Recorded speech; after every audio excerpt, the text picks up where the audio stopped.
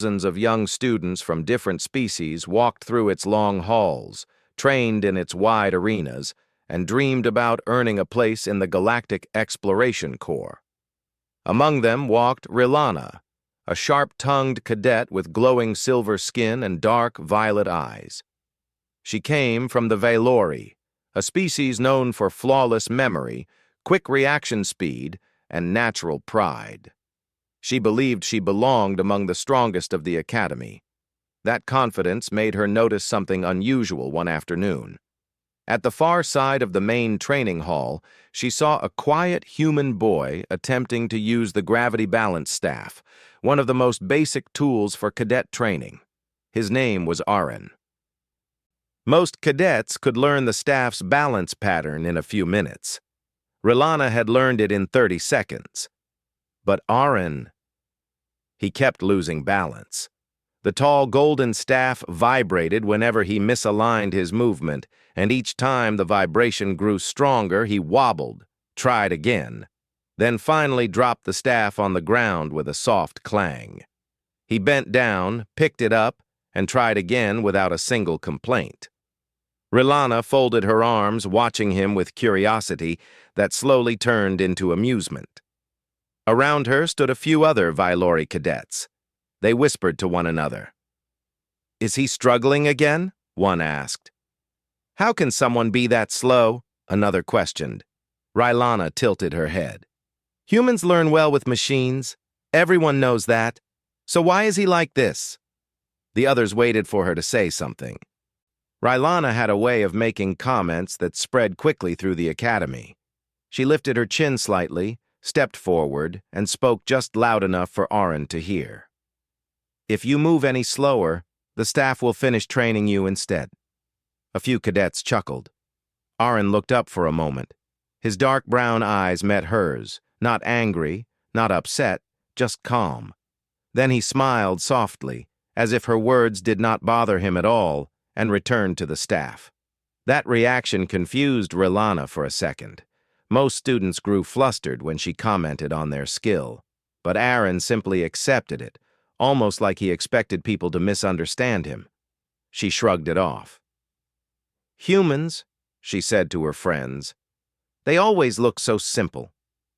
Her friends nodded, though some seemed unsure. Across the hall, Aaron continued practicing. He held the staff, placed his feet carefully, and repeated the sequence again and again. Sweat formed on his forehead, but his expression stayed peaceful. Rylana found that strange. When her species struggled with something, they grew frustrated quickly. But Aaron just kept going. Eventually, she turned away, thinking there was nothing more to see. But one of the instructors nearby caught her ear. Two senior training supervisors, one from the Jaren species and one from the Lumera, spoke in low voices while watching Aaron.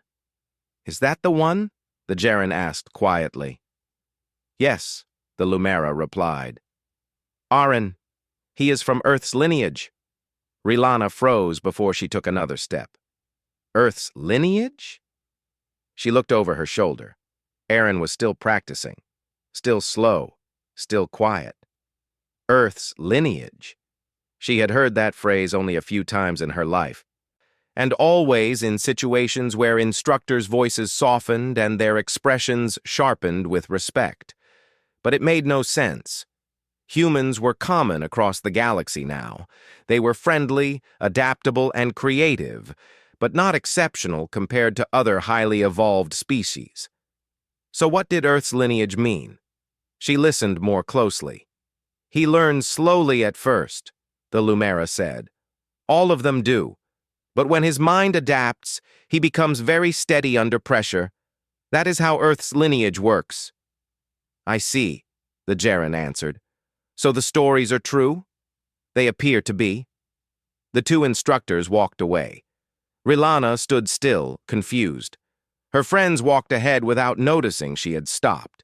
She slowly turned to look at Aaron again. He finally managed to hold the staff without losing balance. His arms were shaking a little. But he kept going. He looked peaceful, steady, almost stubborn in a quiet way. Rylana frowned. Why would instructors speak of him in such a tone? Her curiosity grew. Later that evening, when most students were leaving the hall, she saw Aaron sitting alone on one of the long benches, wiping sweat from his face with a small towel. The staff training had ended, yet he looked ready to continue with something else. Rilana walked past him, but something made her stop. Maybe it was the memory of the instructor's voices. Maybe it was the soft smile he gave her earlier. Maybe it was her own restless curiosity. She turned slightly and asked, "Why do you keep practicing after class? You already trained for a long time?" Aaron looked up. He blinked once, surprised that she was talking to him. "I learn slowly," he admitted in simple honesty. "So I need more time than others." She tilted her head. "And that does not bother you?" "No." He smiled gently. "Effort is simple. Anyone can try." Rilana did not answer at first. She studied his face. Humans were difficult to read sometimes, but Aaron's expression was open and peaceful. "You know," she said, "many cadets think humans learn fast with machines. But you seem different." Aaron considered her words.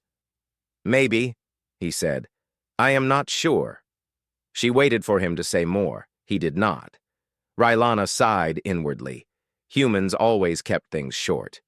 She turned to leave, but once again she heard an instructor's voice from behind a nearby door. A different one this time. "Yes, the boy is from Earth's lineage. That is confirmed," they said. Rilana stopped walking. Again that phrase. She felt something strange, uneasy, curious, even slightly embarrassed that she had mocked someone who carried a title she did not understand. She decided then that she needed answers. That night in her small academy room, she opened her data screen and typed, "What is Earth's lineage?" Most of the results that appeared were locked behind restricted access. Some files were centuries old. Some had seals from the Galactic Council. That alone shocked her. Why would simple information about human ancestry require such protection? She tried searching again with different terms. Early Earth explorers, human survival records, old Terran voyagers. Some files opened, but they were vague. Small descriptions of brave explorers, ancient disasters, and long journeys across dangerous space regions. The records said early humans often faced challenges their bodies were not suited for. Yet they continued to adapt through willpower and daring decisions. But nothing explained the title Earth's lineage directly. The restriction level suggested it was something deeper, something important, something not told to regular cadets. Rilana leaned back in her chair, tapping her finger on the desk. Why was a human boy, someone slow in training, someone so gentle, connected to a legendary category of people? And why did instructors speak with such respect? She remembered how Aaron did not react to her mockery. He simply smiled and continued. That memory replayed in her mind. Something about that quiet confidence bothered her. Not in a negative way, but in a way that made her feel she had judged him too quickly. The next day, when she entered the training hall, she found Aaron again practicing earlier than everyone else. The gravity-balanced staff spun gracefully in his hands. The movement was still not perfect, but it was far smoother than yesterday. He nodded politely when he saw her, then returned to practice. Rilana stood there for a moment, silently watching the human boy she had mocked. She did not know why, but she suddenly felt unsure. She had always believed speed and talent defined true strength, but Aaron was showing her something she had never considered. Patience, persistence, and a calm spirit that did not break even when others laughed. For the first time, Rilana wondered if she had made a mistake, not only in mocking him, but in assuming that humans were simple. She still did not know what Earth's lineage truly meant, but she was determined to find out. And deep in her mind, a quiet thought grew. What if Aaron is not slow? What if he is something else entirely? Something I do not understand yet? The curiosity she felt would soon lead her into a discovery far larger than she expected. And this was only the beginning. The next morning began with a soft hum across the training hall as cadets prepared for the big team simulation. This was not a normal exercise. It tested teamwork, calm thinking, and coordination under pressure. Many cadets feared it. Others looked forward to proving their skills. R'Ellana stood among her team members, checking her wrist module and tightening her training gloves. Her sharp violet eyes scanned the hall until they finally found Arin standing with his group on the opposite side. He looked calm as always. Too calm, she thought. The simulation began with a loud tone. Lights across the hall dimmed, and holographic walls rose around each team, forming a maze-like environment. R'Ellana's team moved in quickly, planning to take the central route. They had speed and excellent reaction time, so they trusted aggressive movement. Arin's team, however, moved slowly. R'Ellana noticed this on her wrist screen, which displayed the position of all teams in the hall. His group stayed near the entrance, discussing something while other teams rushed ahead. For a moment, she frowned. Why waste time talking? Inside the holographic maze, alarms sounded. Red lights blinked to mark dangerous areas.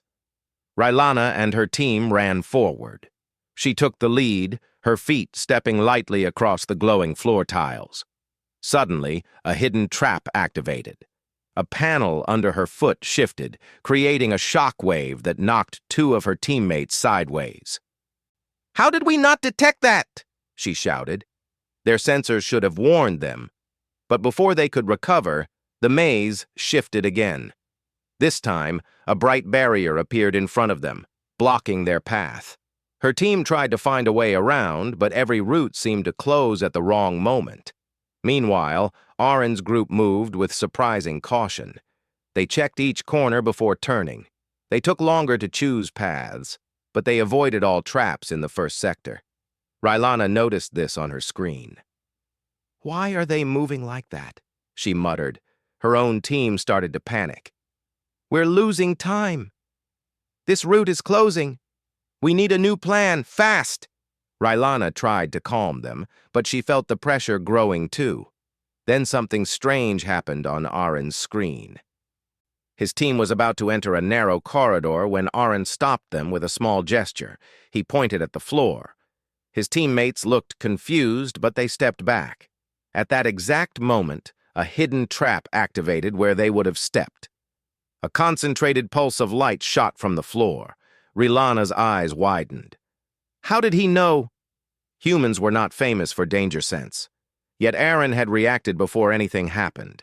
He hadn't hesitated, hadn't guessed. He had simply known something was wrong. She watched as Arin suggested a different route. His teammates trusted him and followed him without complaint. R'Ellana felt something uneasy inside her chest. She didn't want to admit it, but Arin's decisions were better than many top cadets she knew. Her team pushed forward again, trying a new path. R'Ellana took charge. "We will take the left tunnel. Move." They ran in a straight line. They were fast, much faster than Arin's team, but speed did not help when the maze suddenly shifted again. A ceiling panel dropped, blocking half the route. One of her teammates gasped. "Our way is gone!" Another shouted, "We're stuck!" R'Ellana tried to keep her voice steady. "Stay calm! We can reroute!" But it was clear their situation was getting worse. Across the hall, Arin's slow-moving group suddenly reached the central zone of the maze, the first team to do so. They were not fast, but they made no mistakes. Arin pointed at a damaged power node on the wall. He guided his team around it carefully, keeping them safe. R'Ellana clenched her jaw. Why was this happening? Why was a boy she once mocked making better decisions than cadets, trained for speed and efficiency? Inside the maze, her team finally found a way forward.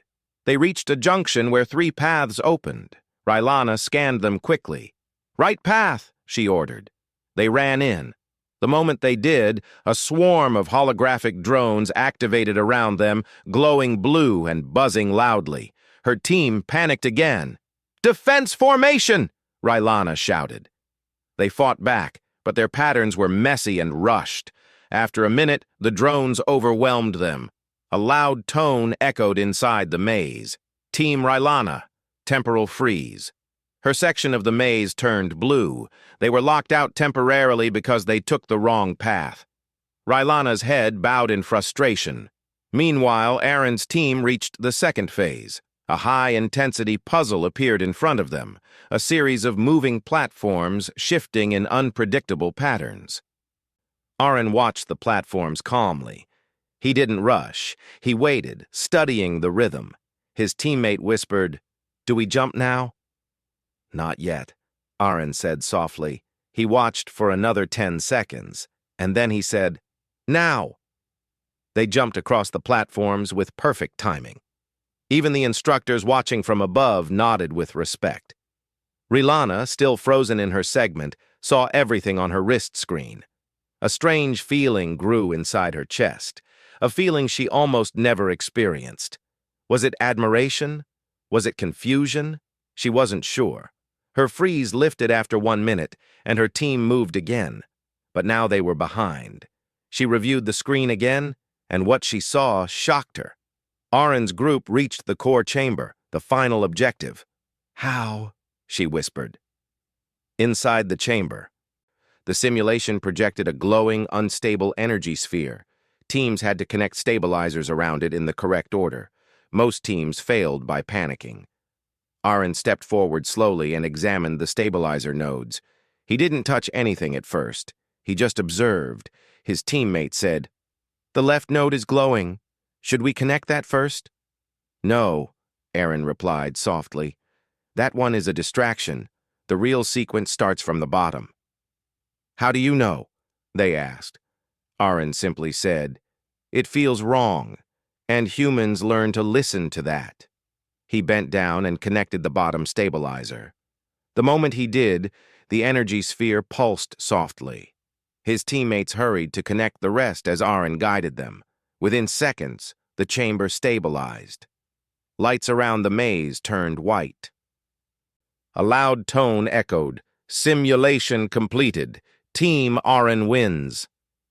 The announcement rang throughout the hall. Cadets stared. Some whispered. Others looked confused. Rylana stood frozen. Her team had incredible speed, but they fell into traps, got overwhelmed by drones, and panicked under pressure. Aaron's team moved slowly, carefully, thoughtfully, yet ended up finishing first. After the simulation ended, everyone returned to the main hall. Aaron stood with his team, listening politely as instructors praised his decisions. His teammates thanked him for guiding them. Rylana approached slowly. She didn't say anything at first. She just watched him. Aaron noticed her and gave a small smile. "You did well," he said kindly. "Your speed was amazing." Rylana stared at him. "But we lost." "Yes," Aaron said gently, "but you kept trying. That matters." She didn't know what to say. His calm tone made her feel strange again. Why did he talk like that? Why did he always stay so peaceful? Finally, she asked, "How did you make those decisions? The traps, the platform timing, the stabilizer order? You acted like you knew everything before it happened." Aaron shook his head. "Not everything. I just watched carefully. Humans learn through challenge." Rylana narrowed her eyes. "Is that Earth's lineage power?" Aaron blinked slowly. "I don't know much about that." He looked away, almost uncomfortable. Rylana studied him closely. She sensed there was more to him than he understood himself. There was something instinctive in the way he reacted to danger and puzzles, something natural, not trained, a quiet strength, a steady heart. Later, Rylana walked back to her dorm alone, thinking about everything she had seen. Aaron was slow in practice, but fast in danger. Quiet in class, but sharp under pressure. Simple on the outside, but complex on the inside. She remembered the instructor's whispers again. "He is from Earth's lineage." And for the first time, she wondered if she had witnessed the beginning of something legendary. This was no ordinary human, and she was determined to learn why. The Academy station always felt alive, its floors humming with energy, its tall windows filled with stars drifting silently outside. But on this particular day, something felt different. Something heavy hung in the air, something R'Ellana could sense before she even understood it. She had spent the last 2 days thinking about Arin's strange calmness, his quick decisions during the simulation, and the mystery around Earth's lineage. Part of her still felt embarrassed for mocking him. Another part of her felt curious, too curious to ignore. She walked toward the central training hall, hoping to find answers. She expected another quiet day of practice, but the moment she entered the hall, she sensed tension in the instructors' faces. They were checking screens, talking quickly into their wrist modules, and rushing between panels. R'Ellana frowned. What is going on? Before anyone could answer, a sharp alarm cut through the station. Beep! Warning! Energy, stability, failure, reactor core compromised. Cadets froze. Instructors rushed forward. R'Ellana felt her heart jump. A reactor issue was no small matter. The Academy's energy core kept the entire station safe. A malfunction could damage several sections or cause a full system shutdown. The alarms continued flashing across the hall. Overhead lights dimmed slightly. A low vibration ran through the floor. Cadets started panicking. Is the station in danger? What should we do? Are we being evacuated? R'Ellana looked around for Arin. She found him standing near the back, watching the instructors, not moving, not speaking, just observing the chaos around him. His calmness even now unsettled her. An instructor called out, "Level 1 cadets, step back. Level 2 and 3, prepare for emergency assistance." R'Ellana felt her heart pounding, but she refused to step back. She was proud and she was trained. She would not hide during a real emergency. Suddenly, the main doors opened, and a senior engineer hurried in. "The core's safety locks are stuck," he shouted. "The north energy gate is jammed. We need manual overrides." The instructors exchanged worried looks. Manual overrides? That meant entering the dangerous sector, Sector 3, the one electrified by unstable energy flow. Most cadets avoided that area even during normal days. The senior engineer continued, "If we don't stabilize the gate in the next 8 minutes, the energy surge will spread to half the station." A cold silence followed. R'Ellana's breath hitched. Then, to her surprise, Arin stepped forward. He did not push people aside or shout. He simply walked up to the nearest instructor and said softly, "Where do you need help?" R'Ellana stared at him. "Is he serious?" she whispered. Some cadets laughed nervously. "He'll just slow them down," one said. But Arin didn't react. His expression remained calm, almost peaceful. The instructor hesitated. "Arin, this is dangerous. Even with protection suits, we don't have time," Arin said gently. "Show me the path." Something in his voice, steady, quiet, certain, made the instructor pause. Then he nodded. R'Ellana watched in disbelief. Arin put on a light protective suit and followed the instructor out of the hall. R'Ellana didn't think. She ran after them. "I'm coming too," she said. The instructor frowned. "R'Ellana, this is not a test. The energy levels are unstable." "I know," she said firmly, "and that is why you need more help." Arin glanced at her, surprised, but said nothing. She didn't look at him either. She focused only on the emergency. The three of them rushed through long metal corridors as the alarms kept ringing. The deeper they went, the more the air grew warm and the lights flickered. The floor vibrated now with a worrying rhythm. They reached the entrance to Sector 3. The door was half open, blocked by a stuck panel. Sparks flickered from the edges. The instructor turned to them. "The core gate is behind this sector. You need to reach the manual override console."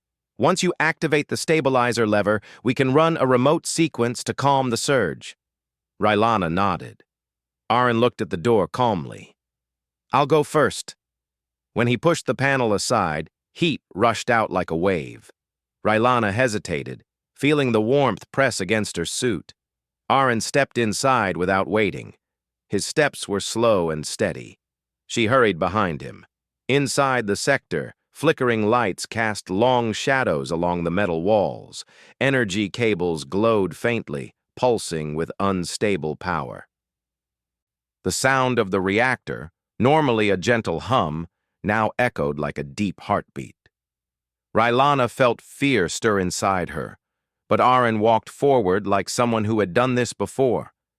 How can he be so calm? She wondered. At one point, a burst of sparks shot from the ceiling. Rylana flinched, but Aaron stepped in front of her instinctively, shielding her with his arm. She stared at him, stunned. Why did you? Keep moving, he said simply. His voice was calm, not heroic, not dramatic, just calm. They finally reached the long bridge leading to the manual override console. The bridge trembled under their feet. Rylana gasped. It's unstable. Aaron looked at the support beams. We can cross. Just step lightly. He stepped forward first, testing the metal. When it didn't collapse, he crossed carefully. Rylana followed, her heart pounding with each step. The heat made sweat drip down her forehead despite the protective suit. Finally, they reached the manual console. It was a large box with glowing red lights, warning lights, flashing in rapid patterns. Aaron examined the console. The stabilizer lever was stuck halfway between positions. If it wasn't pulled down fully, the system wouldn't reset. Rylana touched the lever. It's too tight. It needs more force. Aaron nodded. I'll pull it. She frowned. Not alone. It might take both of us. But Aaron shook his head. If we both pull, we may overshoot the movement. These old systems can snap. Rylana had never considered that. Aaron placed both hands on the lever. The suit around his arms strained as he pulled slowly. The lever moved only a little. Rylana watched him struggle. For the first time since she met him, she saw real effort in his face. His calm expression tightened. Sweat rolled down his cheek. His arms shook, but he did not give up. He kept pulling. His breath grew heavy. His fingers tightened. His legs bent slightly as he used every bit of strength in his body. Rylana whispered, Aaron, let me help. But Aaron took a slow breath and answered softly, I can do this. And then, with a final strong pull, the lever slammed into place. The lights around the console shifted from red to blue. The loud alarms changed into a softer tone. Stabilizer engaged. Remote sequence active. Rylana stared at the console, then at Aaron. He had done it. He had stabilized the core gate by himself. Aaron leaned back against the wall, catching his breath. But even now, his face held that same peaceful expression. Rylana felt something warm and heavy inside her chest. Respect. Not forced respect. Not respect because instructors whispered about his lineage, but real respect. You saved the station, she said quietly. Aaron shook his head. We saved it. You stayed with me. Rylana looked away quickly, not wanting him to see the sudden emotion in her eyes. On their way back, the alarms turned off completely. Cadets and instructors waited near the entrance. When Aaron and Rylana stepped out of the sector, the room filled with relieved gasps. A senior instructor stepped forward. Aaron, you just prevented a major disaster. Your reaction time and decision-making were outstanding. Aaron smiled humbly. I only tried my best. Rylana watched him with a new understanding. This gentle, quiet human. This slow learner. This boy she had once mocked. He carried the heart of something far greater, something she only now realized she barely understood. Earth's lineage was no myth, and Aaron was proof of it. The great hall of the Celestial Assembly felt heavier than ever. The air was still, the silence deep, and thousands of eyes watched Orion and Solara as they walked toward the center platform. Bright lights shone down, turning the floor into a glowing ring, almost like a stage. But this was no performance. This was judgment, true, final, and impossible to run from. Solara kept her back straight, but inside her heart was beating fast. Her mind replayed every moment of their journey. The chase through the narrow tunnels, the flight through the falling city plates, and the ancient Earth DNA that had awakened in Orion. She used to laugh whenever someone mentioned human lineage. Now she felt like she had been blind. Orion walked calmly beside her. His face showed no fear, only focus. The energy in him, his awakened heritage, made him look stronger than before. Not just physically stronger. It was something deeper, like a calm fire that refused to fade. The assembly leader, High Chancellor Veridin, stepped forward. His long silver robe flowed behind him like a quiet river. "Orion of the Outer Rings," he said. "Solara of the Azure clans. You stand before this assembly accused of disrupting an authorized military operation, interfering with council matters, and withholding important knowledge." His voice echoed across the chamber. Solara clenched her jaw. Knowledge. She inhaled sharply. They must already know about Orion's lineage. There was no use hiding it anymore. But the Chancellor continued. "Before any punishment is decided, we must first understand the full truth." Orion stepped forward. "I will answer," he said. His voice was steady. The Chancellor's eyes narrowed. "Then tell us, what exactly awakened inside you? What power did you unleash in the inner passage?" Orion lifted his head. "I didn't unleash anything. I simply remembered." A wave of murmurs spread through the crowd. Solara's eyes softened. She could see how difficult this moment was for him. Orion wasn't someone who liked being at the center of attention, but today he had no choice. Orion continued. "There is a message stored in my genes, a message left by ancient humans, a warning, a promise, and a power that is not meant for destruction." Another wave of whispers filled the air. Chancellor Veridin raised a hand, silencing everyone. Humans died out thousands of years ago. Their legends were, at best, half-truth. Are you telling us that you carry something preserved from them? "Yes," Orion said. "I carry their memory, and I carry their resilience." Solara watched every face around the room. Some looked shocked, some curious, some afraid. But one thing was clear. No one was mocking him now. The test. The Chancellor turned to Solara. "And you? You traveled with him. You helped him escape. What did you witness?" Solara swallowed. She felt the pressure of thousands of eyes. But she didn't look at them. She looked at Orion. Then she spoke clearly. "I saw a man who tried to help others even when he was the one being hunted. I saw someone who did not want power, but wanted peace. I saw someone who was mocked, ignored, doubted, but he still stood up when it mattered." The Chancellor nodded slowly. "And this message in his genes, you believe it is real?" Solara thought of the symbols glowing under Orion's skin, the way the ancient mechanism responded to him, the way the entire chamber lights had shifted when he touched the relic. "I know it is real," she replied. A long silence filled the hall. Finally, the Chancellor spoke again. "Then there must be a test."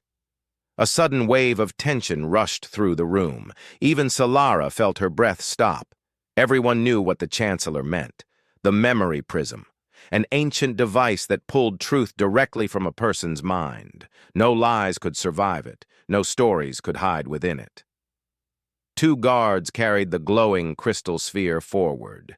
Its faint hum made the floor vibrate. "Place your hands on it," Veridin said. Orion did not hesitate. He stepped forward and rested both palms on the cool, bright surface. The prism shined brighter, then burst into a flood of white. The hall gasped. Images flickered above Orion's head, pulled straight from his memory. Earth, ruined cities covered in dust, people crying, screaming, running. Then another set of images, peaceful ones. Earth before its fall, skies full of blue, ocean stretching far, children running through green fields. And then the last image, a message, a simple one, a group of ancient scientists recording their final words. If humanity does not survive, our spirit will. One day, someone with our blood will awaken this message. This child will carry our duty to protect life, not to rule it, but to guard it. The crowd fell silent. The sphere stopped glowing. Orion stepped back. He looked tired, but calm. Solara wanted to go to him, but she waited. The Chancellor exhaled slowly. "So it is true," he said quietly. "Earth left a legacy." The Judgment Veridin turned to the assembly. "We have seen the truth. Orion carries no threat that we did not create ourselves by hunting him. He carries a responsibility given by his ancestors. Therefore," he lifted his hand, "he is cleared of all accusations." Gasps echoed through the hall. Solara smiled in relief. Orion closed his eyes for a moment. He didn't smile, but she knew he felt it too. But the Chancellor wasn't finished. "As for Solara," he continued, "you disobeyed orders. You interfered with a military pursuit. And yet, your actions prevented a greater tragedy and preserved a heritage older than our entire civilization. So," he paused, "you are placed on probation. No exile, no jail. You will remain under supervision for now." Solara nodded. It was better than she expected. But then the Chancellor turned to Orion again. "Orion, what will you do now? Will you seek power with your awakened lineage? Will you try to claim leadership? Will you demand anything?" The hall went silent again. Orion shook his head. "No, I don't want a throne. I want time to understand what this heritage means. And I want to help, if you will let me." The Chancellor thought for a long moment. Then he nodded. "Then you are free to go." The walkout. Orion and Solara stepped out of the Great Hall together. The giant doors closed behind them with a deep echo that shook the corridor floor. For the first time in hours, Orion breathed freely. Solara walked beside him quietly. "You did well in there," she said softly. He gave a small, tired smile. "I didn't say anything special." "No," she said. "You said the truth. That's what mattered." They walked a little more, their footsteps echoing between the tall pillars. Finally, Orion looked at her. "You never had to help me. You could have stepped away, but you stayed." Solara shrugged lightly. "I mocked you once. I misunderstood you. I will not repeat that mistake again." He smiled. She looked away quickly, pretending not to notice her own warm cheeks. After a moment, she said, "So, what now?" Orion looked out through the wide balcony window at the stars. "I think my journey just started. There must be more messages hidden across the galaxy, more pieces of Earth left behind." Solara crossed her arms. "And you plan to go alone?" Orion raised a brow. "I didn't say that." She smirked. "Good, because I am not letting you run off and get into trouble without me." He laughed softly. "I guess I should feel lucky." "You should," she replied. The beginning of a new legend. As they reached the docking bay, a small patrol ship waited for them. It wasn't fancy, but it was fast. The perfect ship for new journeys. Solara walked toward it confidently. Orion paused and looked back one last time at the towering assembly. "They will talk about this day," he said. Solara smiled. "Let them talk." "The legend of Earth," Orion whispered, "will live again. And we will be the ones to find its truth, Solara added. Together, they stepped into the ship. The engines glowed bright, the doors closed, and with a surge of light, the ship shot into the stars, toward new worlds, new mysteries, and the long, ancient echo of Earth's forgotten voice. A story mocked by many, now reborn.